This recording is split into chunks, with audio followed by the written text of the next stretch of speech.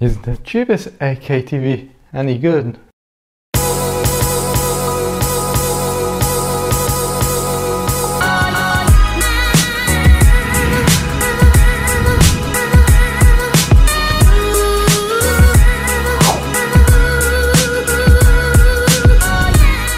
So what's up guys, Fabria and welcome to Shades of Tech. This is the new Samsung Q950R 65-inch QLED 8K TV. It's the second generation of the Samsung 8K flagship, and in the USA it's called Q900RB. Last year I got the chance to compare it side by side with the LG OLED C9, I leave the link up here, and despite the tremendous 7680 by 4320p resolution for a mind-blowing 33 million pixel, turned out that the panel didn't meet the CM value to be certified with the real 8K standard, and the cheaper 4K panel could look sharper and be a better choice. Honestly, I wrote this review many times thinking about many titles like a raw diamond or an express potential or still work in progress, because this was presented as 2019 bleeding edge technology but still not mature with upscaling problems and a lot of compromises. This created a lot of mixed feelings, and it seemed almost unfair to review it in a world without 8K content. But after a few months of testing and updates, the overall experience actually improved. So only for this reason I decided to review this TV in 2020 for what it really is, meaning the cheapest 8K TV you can buy in 2020, with a starting price of $2,800 for the 65-inch model. In this video we'll be talking about what it packs and what it can and can't do, supposing to be in an ideal 2022 future world with 8K content, because you don't spend that big money to change it soon, right? So I'll address the experience about having an 8K TV in 2020 with upscaling and gaming performance in a separate video, and when it's ready I leave the link up here. So I'll start with what I like. As soon as you post your eyes on this TV, you will be impressed by the pixel density. Not because you will see something different, but because you won't even spot a single pixel, unless you are really close to the panel. In the same form factor of a regular 65-inch, it delivers 135 ppi, making pixel invisible. Does your 4K TV look sharp? Well, it's got only 68 ppi. It's impressive, isn't it? With 8K content, this TV will be able to create sharp image and super precise colors that can recreate movies with super high fidelity. This is actually an 8K sample and it looks really good and promising.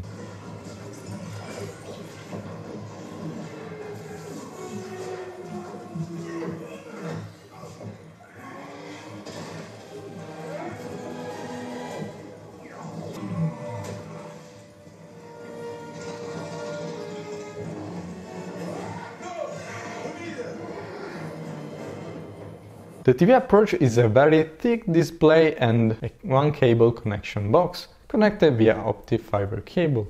The remote is metal made and feels very premium, but unluckily the TV itself is all plastic and has a very cheap feel, to me unacceptable for this price range. A metal design would have looked more premium and helped to dissipate the heat that, believe me, is a lot. This TV will keep you warm, and the TV is so thick, especially if you think to the LG C9 theme profile. This overall feel of an incomplete masterpiece continues with the stand, which is made with two simple and tiny legs. They are not great and make the TV wobble a lot. But if you wall mounted this TV like I did, it's just stunning. With the no-gap wall mount you'll forget all of this cheap feel, because you'll just see a window on a wall. It's a must, and I really recommend wall mounting this TV to transform it in a frame on the wall.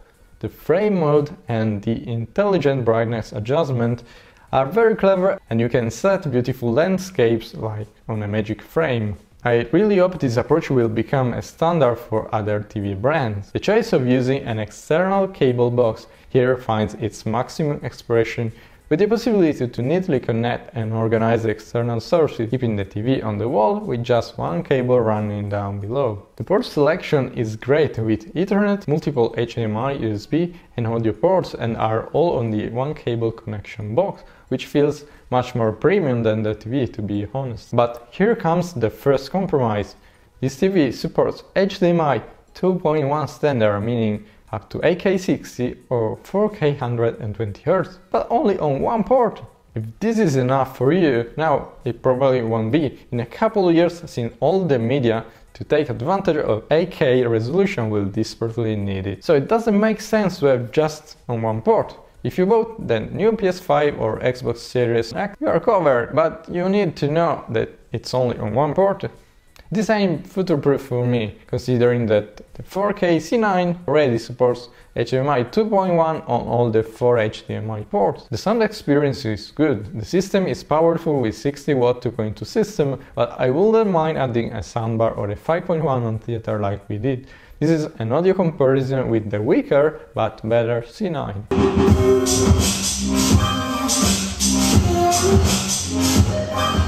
So what's up guys, Shades of Tech here.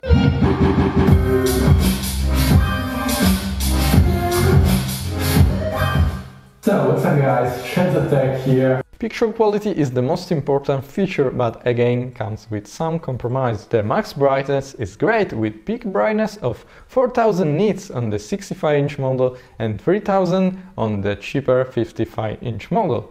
For reference, the Apple Pro Display XDR peaks at 1600 nits and 4000 is a lot for HDR. Also, the blacks are legit, not as good as an OLED of course, but pretty decent for an LCD QLED panel. This seems promising, right? But there are two main problems. The highlights are very bright, but they create vertical bending and dirty screen effect, which is very visible in bright skies and it's quite annoying. And the blacks are good, but motion blur is very evident and ruins all the dark scenes, making feel them less natural. These problems are created by the LCD panel, because the pixels are too close and the panel is not able to distinguish and light them individually well enough. This is measured by the contrast modulation, the CM value, that for this TV is around 20% against more than 90% of the other 8K OLED TVs. This value is needed beyond the 8K resolution to be certified as a standard for the real 8K, so this TV doesn't meet the standard. Also, the upscaling we'll address in the next video is very aggressive, but in some situations creates over-sharpening, creating some mosquito effect here and there, and the CPU sometimes can't keep up with the fast picture and it creates pixelated scenes. This will affect gaming as well, so stay tuned for this video. So, is the cheapest 8K TV in 2020 future-proof enough to invest almost 3K on a TV?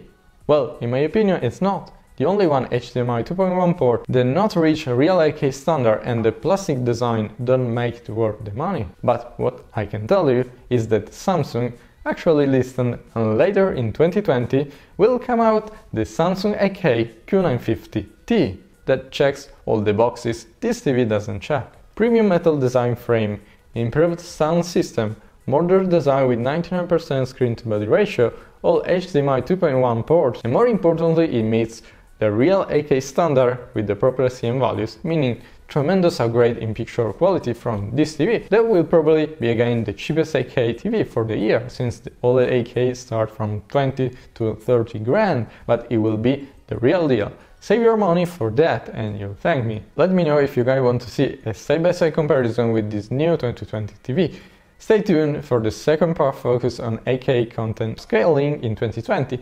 And let me know what you guys think about 8K in general and about this TV. Thanks so much for watching me so far, be sure to like or dislike this video, comment and subscribe. And as always, stay tuned on Shades of Tech. Ciao!